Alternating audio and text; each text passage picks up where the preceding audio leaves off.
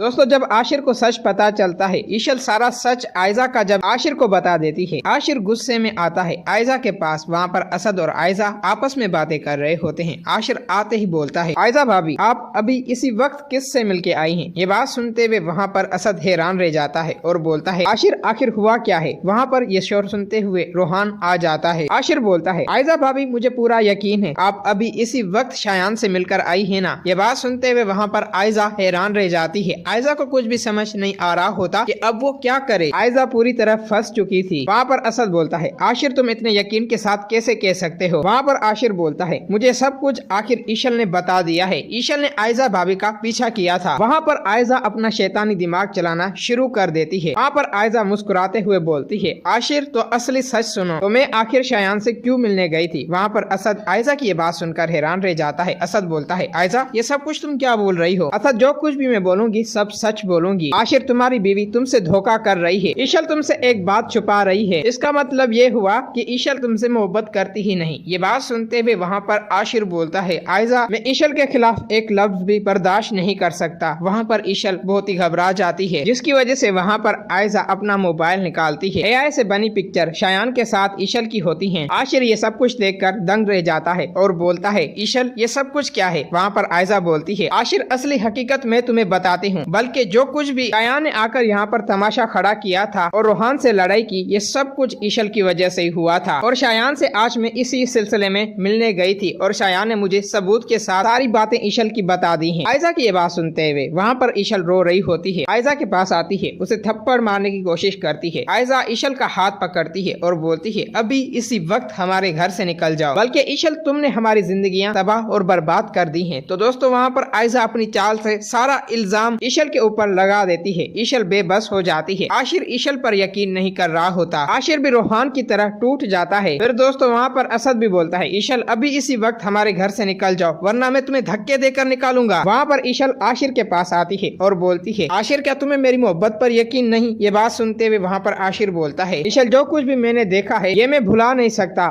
और जब तुम्हें पता भी था कि अनया की शादी शायान से हुई थी, तो आखिर तुमने मुझे क्यों नहीं बताया? मुझे अब तुम पर कोई भी एतबार नहीं है। ये बात सुनते हुए वहाँ पर ईशल रोते हुए अपने रूम में आती है। अपना सामान पैक करके आशिर को छोड़ के चली जाती है। ईशल रो रही होती है। ईशल को कुछ भी समझ नहीं आ रहा होता कि आखिर वो अब आयजा को किस तरह झूठा साबित करे। वहाँ पर ईशल घबराते हुए शायान को अननोन नंबर से कॉल करती है और बोलती है, शायान मैं तुमसे मिलना चाहती हूँ। ये बात सुनते हुए वहाँ पर शायान हैरान रह जाता है और बोलता है, ईशल और मुझसे मिलना चाहती है? ईशल मैं तुम्हारी बात समझा नहीं। तो वहाँ पर ईशल शायान को बोलती है, शायान जो कुछ भी मैंने तुम्हें कहा है उसका हाँ या ना में जवाब दो और फजूल सवाल मत करो। वहाँ पर शायान बोलता है, मैं तुमसे मिलने के लिए रेडी हूँ। शायान वहाँ पर बेहद खुश हो रहा होता है। फिर वहाँ पर शायान आयजा को कॉल करता है और बोलता है, आयजा क्या तुमने मेरा काम कर दिया? जिसकी वजह से आयजा बेहद खुश हो रही होती है और बोलती है, शायान मैंने तुम्हारे और अपने दुश्मन को इस घर से निकाल दिया है। उस पर एक ऐसा इल्जाम लगाया जिसकी वजह से किसी को भी मुझ पे शक नहीं हुआ और मैंने सारा इल्जाम ईशल के ऊपर लगा दिया, जिसकी वजह से आशिर तो पागल हो रहा था गुस्से में। आशिर को कुछ समझ नहीं आ रहा था, जिसकी वजह से ईशल को उसने घर से ही निकाल दिया। वहाँ पर शायान बोलता है, आयजा कैसे भी करके ईशल को 10 दिनों में डिवोर्स दिलाओ, वरना मैं तुम्हारी सारी हकीकत असद के सामने आके कर दूंगा। फिर ईशल की बजाय तुम घर से निकल जाओगी। और आयजा तुम्हें तो पता है मैं किस हद तक जा सकता हूँ। वहाँ पर आयजा घबरा जाती है। आयजा की टेंशन और भी बढ़ जाती है। तो दोस्तों अगर आप लोगों को ये वीडियो अच्छी लगी है तो इस वीडियो को लाइक